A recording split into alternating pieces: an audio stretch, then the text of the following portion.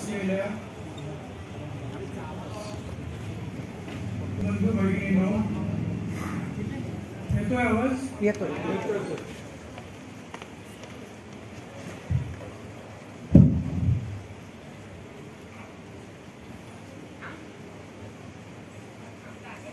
मी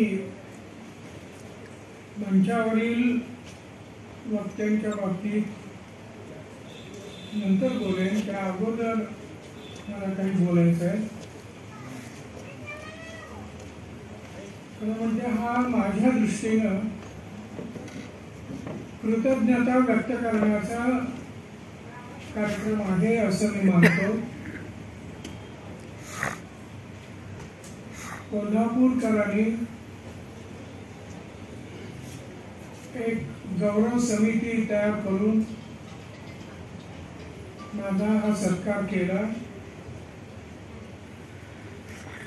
त्याबद्दल मी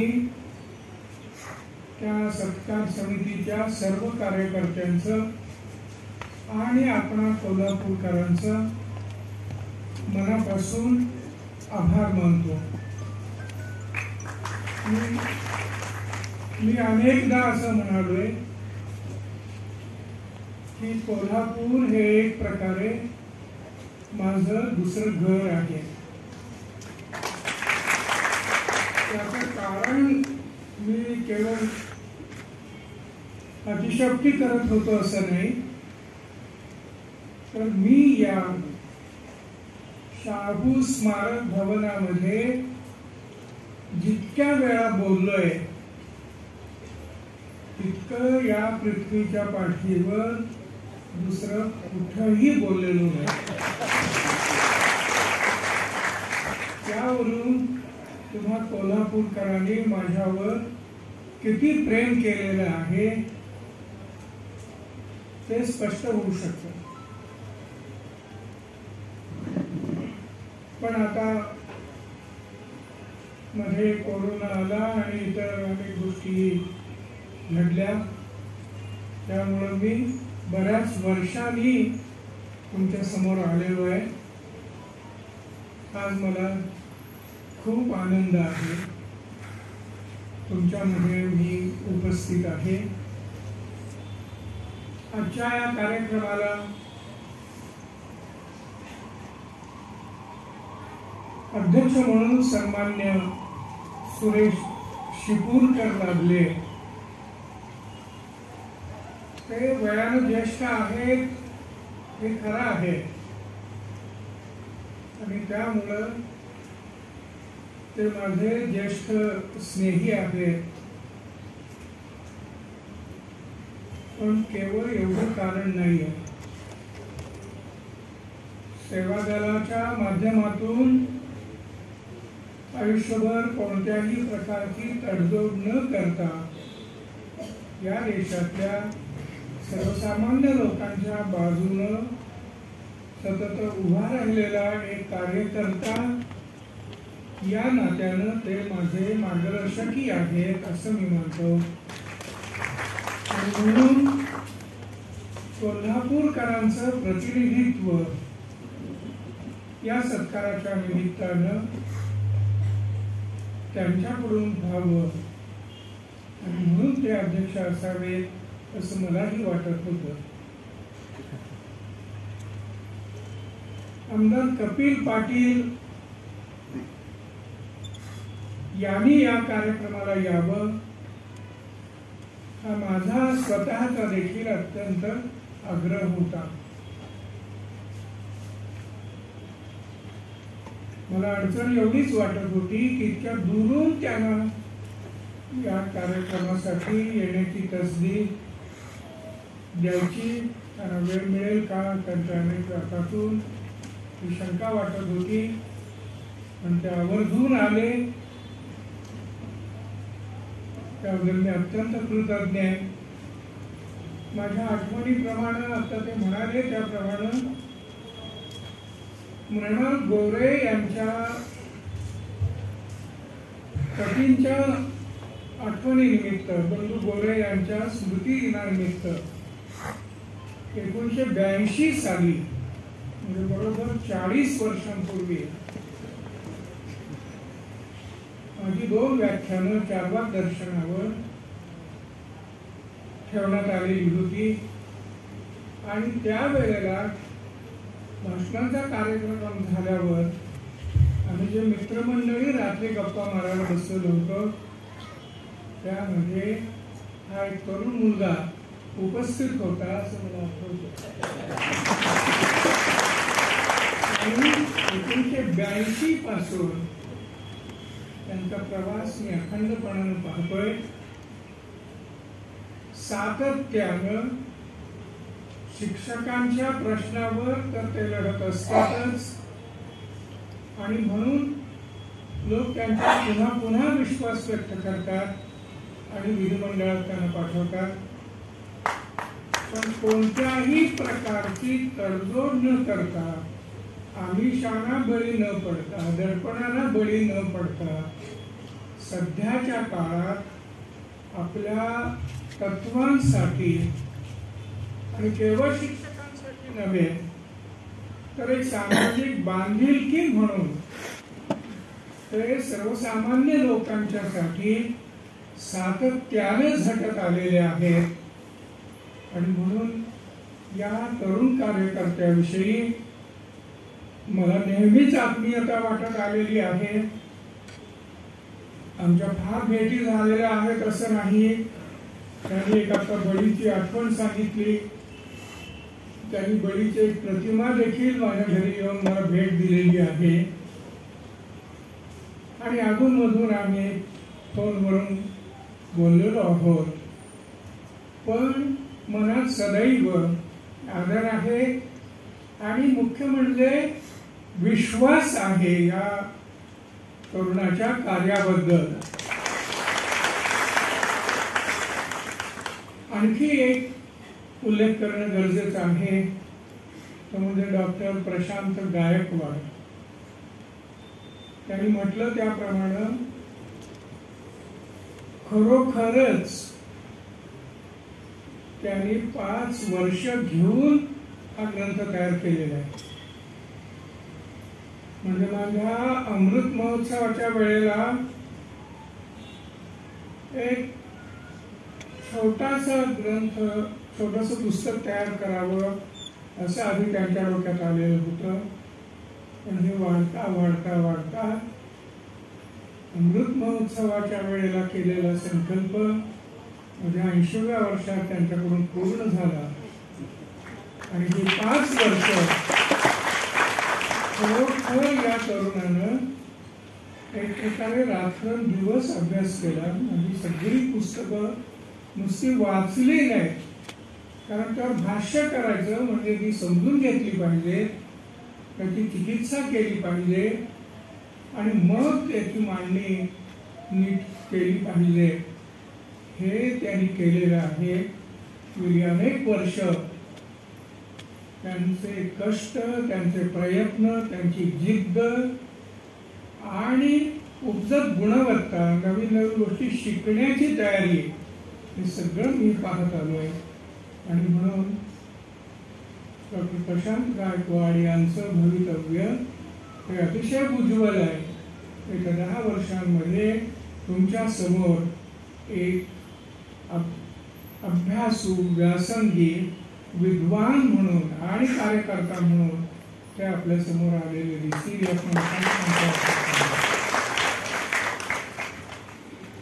आणखी एक म्हणजे डॉक्टर अमर कांबळे यांचा आणि माझा देखील अनेक वर्षांचा सहवास आहे, मैत्री आहे. त्यांनी आपलं महाविद्यालयातलं काम करून नालंदा अकॅडमी तयार केलेली आहे. नालंदा विश्वविद्यापीठ हे एकेकाळी संपूर्ण आशिया खंडाच्या दृष्टीनं शिकण्यासाठी जाण्याचं महत्वाचं अध्ययन केंद्र होतं. आता जसं फॉरेनला जातात मुलं, तसं त्यावेळेला या सगळ्या देशांच्या दृष्टीनं नालंदा विद्यापीठ हे एक प्रकारे शिक्षणासाठीचं फॉरेन होतं. आणि त्या विद्यापीठाच्या नावानं त्यांनी ही अकॅडमी सुरू केलेली आहे आणि या अकॅडमीमधून अनेक शासकीय अधिकारी MPSC UPSC साठी निवडले गेलेले आहेत आणि त्यासाठी ते झटतायत। एक शाखा त्यांनी कोल्हापूरलाही काढलेली आहे। एक सामाजिक बांधिलकी म्हणून तरुणांना स्वतःच्या पायावर उभं करण्यासाठी त्यांची जी धडपड चाललेली आहे ती खूप वर्षांपासून पाहतोय। मी त्यांना मनापासून धन्यवाद देतो। आज अचानक माझे एक स्नेही संभाजी भगत हे या ठिकाणी उपस्थित राहिले। हा माझा अतिशय लाडका मित्र आहे। हे अगदी मोठ्यापणाने मी सांगतो, आम्ही एकत्र गुजरातला फार सिंधू संस्कृतीचे अवशेष असलेल्या ठिकाणी दोन भेटी देऊन आलोय। त्याचप्रमाणे ईशान्य भारत, अगदी नागालँड, मिझोराम, मणिपूर, त्रिपुरा, आसाम, मेघालय अशा ठिकाणी आम्ही जाऊन आलो। बाकीच्या भागामध्ये मी आधीच जाऊन आलेलो होतो आणि त्यावेळेचा मणिपूरमधून आसामकडे जाताना घडलेला एक चित्तथरारक प्रसंग तो केव्हा वेळ मिळाला तर मी जरूर सांगेन। इतका त्यामधला त्यांचा वाटा हा फार मोलाचा आहे आणि मुख्य म्हणजे त्यांच्या कविता ऐकताना आज थोडे केस कमी झाले पण ते ज्यावेळेला गायचे आणि असे केस उडवायचे वरच्या पट्टीत जाताना त्यावेळेला अंगावर अक्षरशः रोमांच उभे राहायचे। ही गीत तरुणांना कमालीच्या प्रेरणा देणारी, त्यांचा आवाज, त्यांचं गायन हे सगळं आजही पूर्वीसारखंच आहे आणि ते सतत ऐकत राहावं असं वाटत राहतं। आणखी एका व्यक्तीविषयी बोललं पाहिजे ते म्हणजे ज्यांनी आज वक्त्यांचा परिचय करून दिला ते माझे मित्र अमित मेधावी, धम्माचा अतिशय उत्तम अभ्यासक, बुद्धांच्या धम्माचा विचार दूर दूर पर्यंत पोहोचवण्याचं काम हा तरुण मुलगा अत्यंत निष्ठेने, अत्यंत प्रामाणिकपणाने करतोय।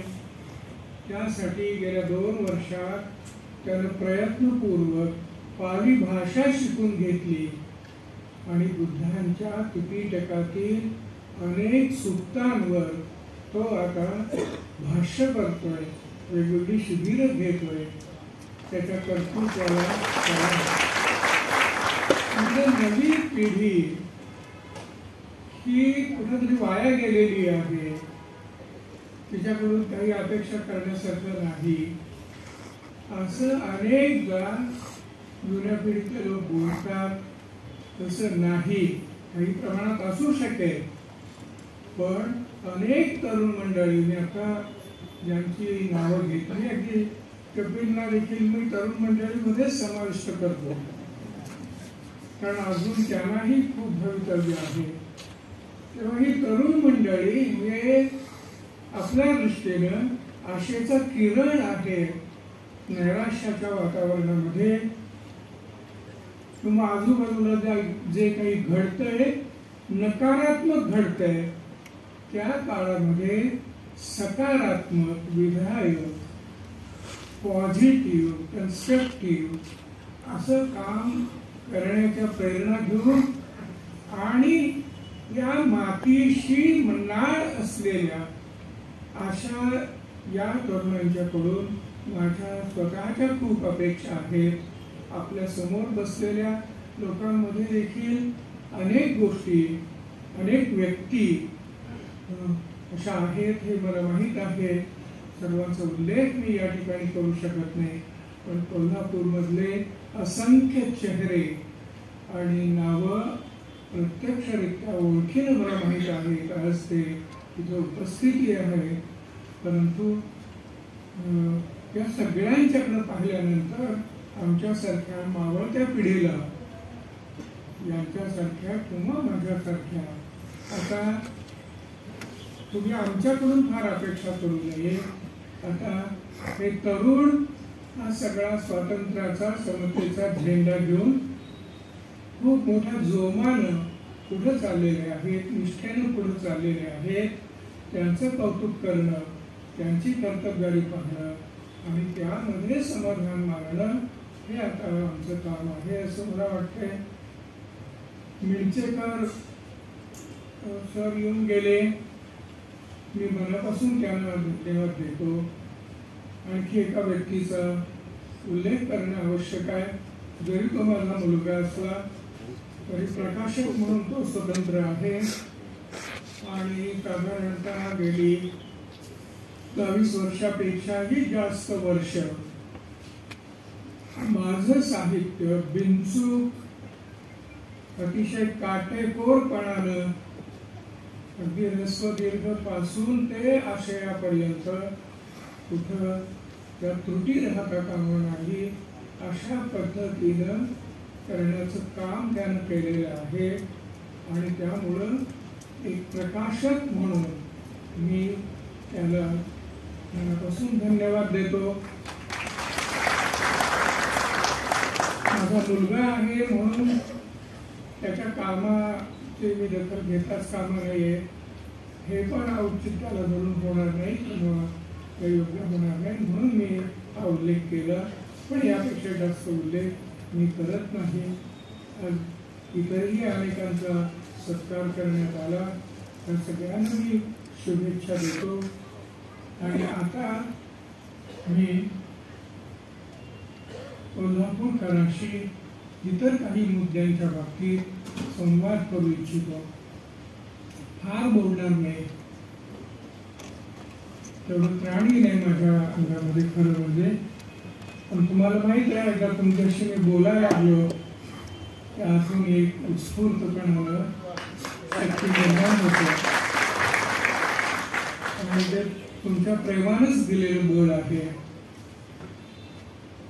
एक मला सध्याच्या परिस्थितीमध्ये अतिशय महत्वाची गोष्ट वाटते, ती म्हणजे हा देश, हे राष्ट्र, हा समाज वाचवायचा असेल तर आपण सगळ्यांनी जोडण्याचं काम केलं पाहिजे, तोडण्याचं काम अजिबात करता कामा नये. तोडणं हे खूप सोपं आहे, जोडणं फार अवघड आहे, फार कठीण आहे. आणि त्यासाठी एक मनोबळ, एक विवेकनिष्ठा, एक विज्ञाननिष्ठा आणि मूल्यांवरची निष्ठा असावी लागते. ते आपल्याकडं असते, पण कित्येकदा बाह्य प्रचारामुळं ती धूसर होते आणि माणसं जर एकमेकांपासून तुटायला लागली, दूर व्हायला लागली, एकमेकांचा तिरस्कार करायला लागली, तर मग हा भारतीय समाज टिकू शकणार नाही. एखादा बांबू जर वाळवीनं पोखरलेला असेल आतून, तर बाहेरून कुणी त्याला फार मोठा धक्काही द्यावा लागत नाही. वाऱ्याची झुळूक आली तरी देखील तो बांबू मोडून पडतो. हा आपला अनुभव आहे. म्हणून आपल्याला ही गोष्ट फार गांभीर्याने घ्यावी लागेल. निसर्गानं जगातल्या सर्व माणसांमध्ये काही समान गोष्टी दिलेल्या आहेत, म्हणून तर आपण समता हवी असं म्हणत असतो. पण त्याबरोबर निसर्गानं प्रत्येकाला त्याचं एक वेगळेपण, त्याचं एक वैशिष्ट्य, त्याचा एक स्वतंत्र विचार, स्वतंत्र बुद्धी, स्वतंत्र मेंदू देखील दिलेला आहे. आणि त्यामुळं आपल्यामध्ये माणूस म्हणून आपण एकमेकाशी जवळ येत असताना वैचारिक दृष्ट्या काही बाबतीत मतभेद असू शकतात, पण मतभेद असले तरी आपल्याला एकमेकांचा आदर करता आला पाहिजे, एकमेकांना समजून घेता आलं पाहिजे, एकमेकाशी संवाद ठेवता आला पाहिजे. हा, जे कडवेपणानं शत्रुत्वच करतायत आणि इथल्या बहुसंख्य समाजाला गुलाम बनवू पाहतायत, त्यांच्याशी संवाद साधणं हे जवळजवळ कठीण आहे. त्यांच्या विवेकाला केलेली आवाहनं बहुधा वाया जातात. परंतु सर्वसामान्य माणसांची, जी माणसं स्वतः शोषणाला बळी पडलेली आहेत, त्या माणसांशी केवळ मतं वेगळी आहेत त्यांची, किंवा त्यांच्या श्रद्धा वेगळ्या आहेत, एवढ्या कारणानं आपण दुरावा बाळगता कामा नये. तथागत बुद्धांनी भिक्खूंना उद्देशून एके ठिकाणी असं म्हटलेलं होतं की भिक्खूंनो, एक गोष्ट सोडा, मी तुमचा जामीन होतो. जामीन होतो याचा अर्थ तुमच्या कल्याणाची जबाबदारी मी घेतो. कोणीही जबाबदारी घेताना त्यांनी असं नाही सांगितलं की तुम्ही मला जय जयकार करा, माझी स्तुती करा, माझं नामस्मरण करा, माझी पूजा करा, माझा गौगवा करा, म्हणजे मी तुमचा जामीन होतो असं म्हटलेलं नाही, तर त्यांच्यावर एक जबाबदारी टाकलेली आहे. आणि म्हणूनच तर त्यांचं जे अत्तदीपो भव असं वचन आहे ते अतिशय विख्यात आहे. स्वतःचा मार्ग स्वतः शोधला पाहिजे, स्वतःचा प्रकाश स्वतःच बनलं पाहिजे, हे जे त्यांचं वचन आहे. म्हणून त्यांनी भिक्खूंना सांगितलं की कोणती गोष्ट सोडायची, तर तुम्ही द्वेष सोडा, म्हणजे मी तुमचा जामीन होतो. आणखी 4-5 गोष्टी सांगितलेल्या आहेत इथे उत्तकामध्ये. एक सुक्त अतिशय सुरेख अशी छोटी छोटी छोटी आलेली आहे, आपलं जीवन बदलून टाकणारी आहे. त्यातलं एक सुक्त जे आहे त्याचा थोडक्यात आशय मी आपल्या पुढे ठेवलेला आहे. म्हणून मी अनेकदा म्हणतो की आपण जर बुद्धांच्या मार्गाने जात असू, त्यांना आदर्श मानत असू आणि त्यांचा धर्म स्वीकारणाऱ्या बाबासाहेबांना मानत असू, आणि संविधानाला मानणं म्हणजे संविधानाला जे जे मानतात ते बाबासाहेबांना मानतात असं मी समजतो. आणि त्यामुळं त्या सर्वांची जबाबदारी आहे असं मला वाटतं की ज्या क्षणी आपण कुणाचा तरी द्वेष करू लागतो त्या क्षणी आपण बुद्धांपासून दूर जातो. म्हणून आपण सर्वसामान्य लोकांना, त्यांचे काही विचार वेगळे आहेत, एवढ्या कारणानं दूर लोटता कामा नये, त्यांच्याशी शत्रुत्व बाळगता कामा नये. याचा अर्थ अन्यायापुढे झुकायचं, शोषणाला विरोध करायचा नाही, त्याच्या विरुद्ध विद्रोह करायचा नाही असं अजिबात नाही. किंबहुना बुद्धाने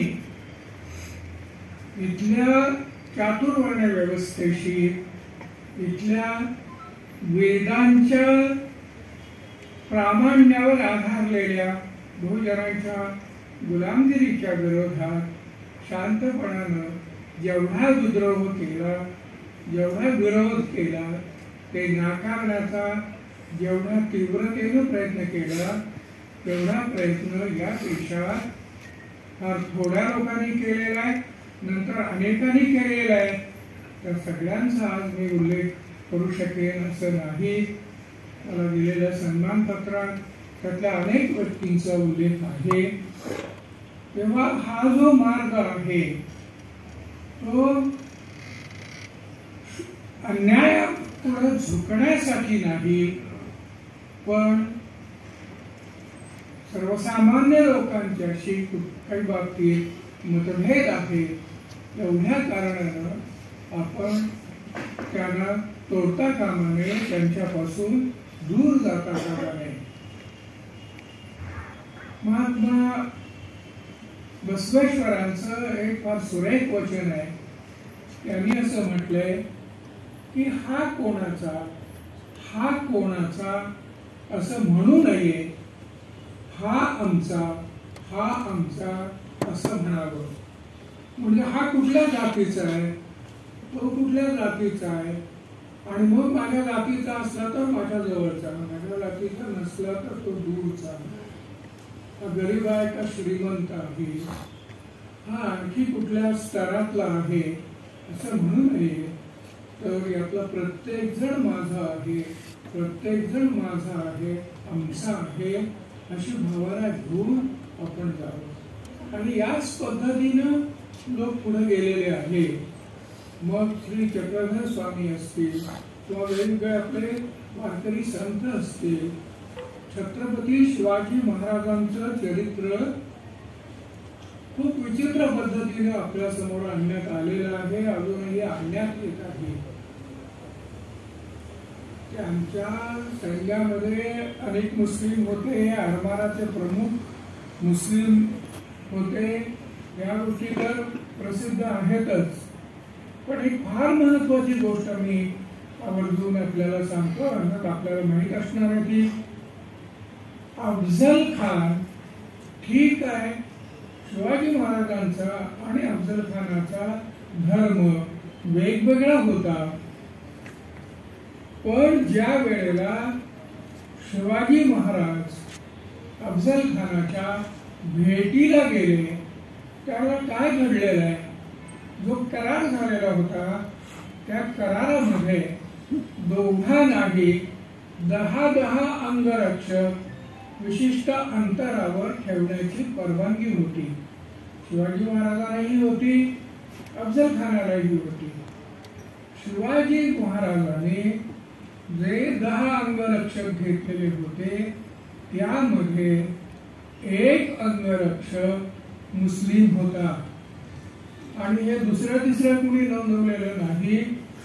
तर शिवाजी महाराजांच्या आज्ञेनं परमानंद नावाच्या संस्कृत पंडितानं शिवाजी महाराजांचं जे चरित्र लिहिलेलं आहे शिवभारत नावाचं, त्या शिवभारत या ग्रंथामध्ये या परमानंदांनी हे नोंदवून ठेवलेलं आहे.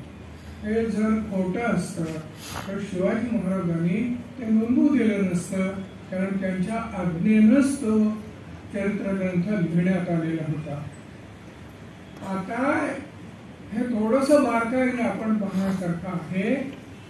इतर सैनिक असणं ही गोष्ट वेगळी आणि अंगरक्षक असणं ही गोष्ट फार फार वेगळी आहे.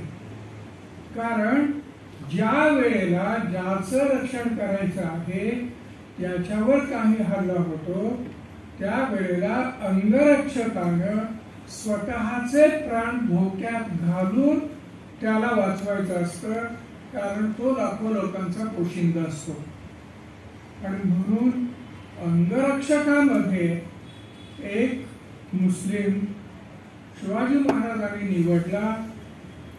यातून ते समाजाच्या सर्व स्तरातील लोकांना आपलं मानत होते, आणि म्हणून महाराजांच्यावर जीव ओवाळून टाकायला हे जे असंख्य मावळे तयार झाले ते हा माणूस स्वतः आपल्याला आपल्या काळजाजवळ ठेवतोय स्वतः संकटात आधी उडी घेतोय हे अनुभवल्यामुळं लोक जीव द्यायला तयार झाले आणि त्यातून स्वराज्य निर्माण झालं.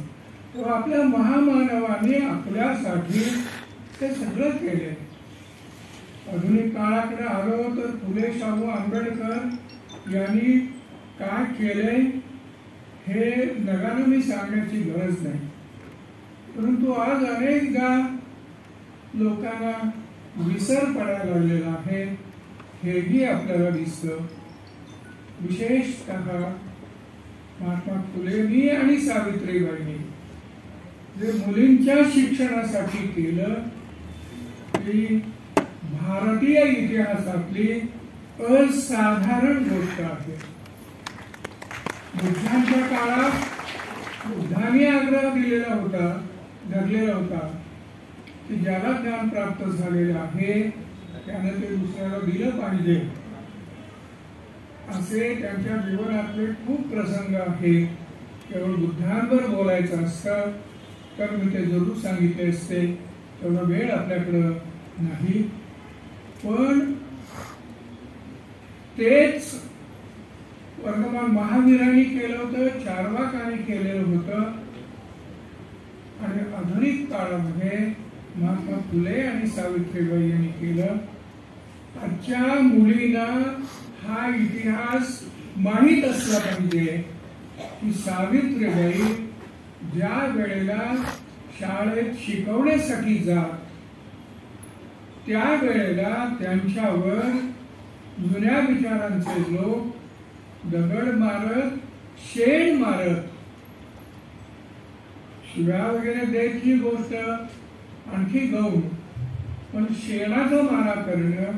आणि म्हणून सावित्रीबाईंना काय करावं लागत होतं तर आपल्या पिशवीमध्ये एक जादा लुगडं ठेवायचं. शाळेत गेल्यावर त्या शेण पडलेलं लुगडं बदलायचं आणि पिशवीतलं लुगडं नेसायचं आणि त्या मुलींना शिकवायचं. काय काय सोसलंय, काय काय सोसलंय. प्लेगचा आजार संसर्गजन्य असतो हे माहीत असताना देखील प्लेग झालेल्या मुलांना आपल्या पाठीवर घेऊन दवाखान्यात जाणं हे सावित्रीबाईंनी केलेलं आहे. हे झालं नसतं तर आज आपल्या मुली जीवनातल्या सर्व क्षेत्रामध्ये चमकताना दिसतात, नेतृत्व करताना दिसतात. अल्प स्वरूपात का होईना हे घडतंय, मोठ्या प्रमाणात जरी नसलं तरी याचं श्रेय हे या जोडप्याला आहे. आणि म्हणून कित्येकदा आपल्या आज मोठमोठ्या पदव्या घेणाऱ्या मुलींना देखील हा इतिहास माहीत नसतो. आपल्याला आज या पदव्या कशामुळे मिळतात, आपण एवढं कर्तृत्व कशामुळे गाजवू शकतोय. त्या काळात साधं स्त्रियांनी छत्री घेणं, पायात चप्पल घालणं हे देखील धर्मद्रोहाचं लक्षण मानलं जात होतं. शिकणं हे तर धर्म बुडवण्याचं लक्षण मानलं जात होतं. पण मग या 150-200 वर्षामध्ये एवढीच स्थित्यंतर झाले. आपला समाज बदलू लागला. आपल्या अपेक्षा इतका बदललेला नाही हे अगदी खरं आहे, परंतु बदलू लागलेलं आहे. आणि त्यामागं या सर्वांचं श्रेय आहे. मग ते शाहू महाराजांचं आहे, डॉक्टर बाबासाहेब आंबेडकरांचं आहे, गाडगे बाबांचं आहे आणि असंख्य व्यक्तींचं आहे. कर्मवीर भाऊराव पाटलांचं आहे, डॉक्टर साळुंखेंचं आहे, आणखी अनेक नावं सांगता येतील. आणि म्हणून आपण कृतज्ञ असणं, बुद्धाने कृतज्ञतेचा फार मोठा गौरव केलेला आहे. आज आपल्या अंगावर जर इस्त्री केलेले स्वच्छ कपडे दिसत असतील, आपण चांगल्या नोकऱ्या करत असू, आपल्या घरात गाडी आलेली असेल, आपला बंगला झालेला असेल, आपला चांगला पगार मिळायला लागलेला असेल, आपण चांगली नोकरी करत असू, तर आपल्या समाजानं आपल्याला कितीतरी दिलेलं आहे म्हणून म्हणजे पूर्वीच्या लोकांचं सोडून द्या, आज देखील ज्या वेळेला एखादा डॉक्टर बनतो, एखादा इंजिनियर बनतो, त्यावेळेला समाजाचा, शासनाचा म्हणजे समाजाचा एकेका माणसामागं किती पैसा खर्च होत असतो. आणि त्यामुळं केवळ व्यक्तिगत पातळीवर असे शिक्षक, असं ग्रंथालय, अशी प्रयोगशाळा आपण मिळवायची म्हटलं तर आपल्या 7 पिढ्यांची इस्टेट विकली तरी ते करता येणार नाही. इतकं समाज आपल्याला देत असतो. त्यामुळं थोडं मागं फिरून बघणं.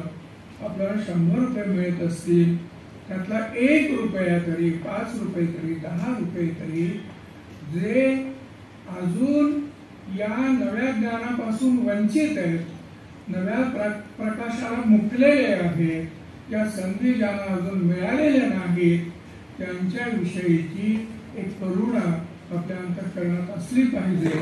आपण मागं वळून पाहिलं पाहिजे असं मला वाटतं. आणि म्हणून आज आपण स्वातंत्र्य, समता, बंधुता, न्याय ही जी मूल्ये मानतो, त्या मूल्यांच्यासाठी थोडा त्याग करणं, थोडं समर्पण करणं, प्रसंगी प्रवाहाच्या विरुद्ध जाण्याचं धैर्य दाखवणं याची गरज आहे. प्रत्येकाला महात्मा फुले होता येईल, शाहू महाराज होता येईल, डॉक्टर आंबेडकर होता येईल असं नाही. अशी माणसं युगायुगातून केव्हा तरी एखाद्या वेळेला निर्माण होतात. आपण सामान्य माणसं असतो. आपण आपल्या भोवती जेवढा प्रकाश देता येईल, जेवढं ज्ञान वाटता येईल, जेवढा आनंद देता येईल तेवढा देण्याचा प्रयत्न करावा अशी माझी भावना आहे. आपण या भावनेनं जावं. बुद्धांचं एक वचन मला नेहमी आठवतं. मी ते शेकडो काय हजारो वेळा सांगितलेलं आहे, पण मला त्याचा कंटाळा नाही. आपण आज बोधी वृक्षाला पाणी घालून मग कार्यक्रमाची सुरुवात केली. बोधी म्हणजे सर्वोच्च ज्ञान, आणि ज्याने बोधी प्राप्त केलेली आहे तो बुद्ध. काही वेळा लोक असं म्हणतात की त्यांनी असं कसं काय सांगितलंय की बुद्धं शरणं गच्छामि म्हणजे मला शरण या. तसं सांगितलेलं नाही. तसं सांगायचं असतं तर सिद्धार्थम शरणं गच्छामि, गौतमं शरणं गच्छामि असं त्यांनी सांगितलं असतं. बुद्धं शरणं गच्छामि असं सांगितलं म्हणजे ज्यानं बोधी प्राप्त केलेली आहे त्याला शरण जायचं. आणि शरण जायचा अर्थ मराठीत खूप बदललेला आहे. शरण जायचं म्हणजे त्याच्या आश्रयाला जायचं, त्याच्या विचारांकडे जायचं, त्यांनी सांगितलेल्या मूल्यांकडे जायचं असा त्याचा अर्थ आहे. आणि प्रत्येक माणसामध्ये बोधी प्राप्त करण्याचं, बुद्ध बनण्याचं, बुद्धत्वाचं एक बीज असतं. ते त्यानं प्रयत्नपूर्वक फुलवलं पाहिजे. ही बुद्धांची अपेक्षा होती. त्यांनी एका विरोधी विचाराच्या तरुणाला समजावून सांगताना जे एक वाक्य उच्चारलेलं होतं त्या वाक्यानं मी माझा समारोप करतो. मी आज असं काही ठरवलेलं नव्हतं नेमकं काय बोलायचं. मुक्तपणानं केवळ कृतज्ञता व्यक्त करणं या भावनेनं बोलायचं असं ठरवलेलं होतं. आणि त्यामुळं मी त्यास मुक्त पद्धतीनं बोललेलो आहे. एखादा विषय घेऊन बोललेलो नाही. एक अंबठ्ठ नावाचा 17-18 वर्षांचा तरुण, आणि बुद्धांचं वय त्यावेळेला 60-70 वर्षांचं असेल. तो विरोधी विचारांचा तरुण हा एका आपल्या परंपरेच्या अहंकाराने ग्रस्त झालेला आणि त्यामुळं उद्धट बनलेला, आणि मग बुद्धाशी वेडं-वाकडं काहीही बोलत होता. बुद्धांनी त्याला समजावून सांगताना एक वाक्य म्हटलेलं होतं.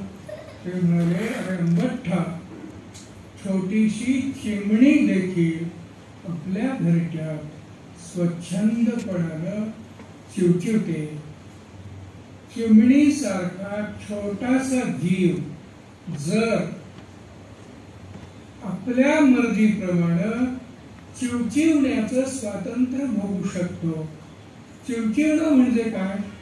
आत्मविश्वास करणं, आपला विचार व्यक्त करणं, आपलं जे काही प्रतिभेचं देणं आहे ते समाजापुढे ठेवणं.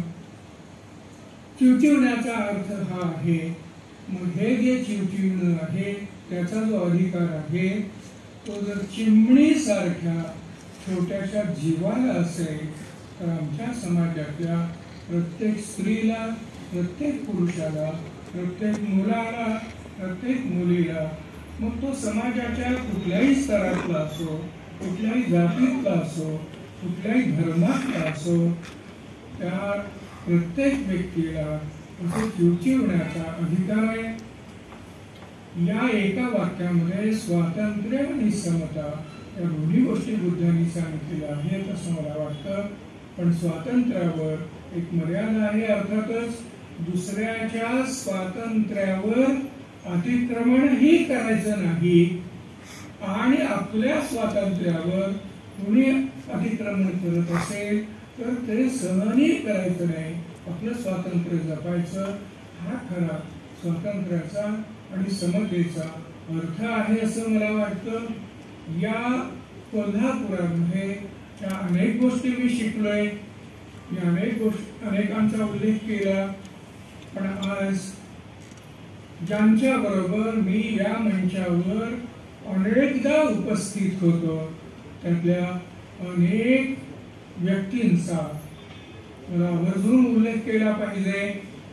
त्यातल्या काही व्यक्ती म्हणजे नागनाथ अण्णा नायकवडी, निळूभाऊ फुले, त्यानंतर धारवाडे साहेब, तडबलकर सर, पानसरे आणि एन.डी. पाटील ही काही मोजकी नावं, भाई वैद्य, अशा काही व्यक्तींच्या बरोबर या मंचावर मी उपस्थित होतो. त्यांच्याकडून असंख्य गोष्टी मी शिकलो. त्यांच्या सहवासात राहून मी स्वातंत्र्य समतेचे धडे घेतले. आज ते आपल्यामध्ये नाहीत, पण आज या मंचावरून कोल्हापूरकरांच्या पुढे बोलताना मला त्यांची आठवण तीव्रतेनं होते. आणखी इतर अनेक नावं असू शकतात, त्या सर्वांची नावं मी घेऊ शकतो असं नाही. पण मी आपणा सर्वांविषयी अत्यंत कृतज्ञ आहे. एखादा मोठा माणूस असेल किंवा सर्वसामान्य माणूस असेल, सगळेजण मला प्रिय आहेत, मला जवळचे आहेत, माझे मित्र आहेत. आणि म्हणून मी आपल्या सर्वांना अभिवादन करतो आणि थांबतो.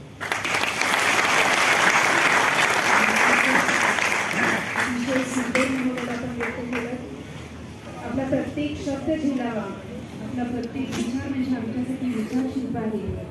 आपण जो काही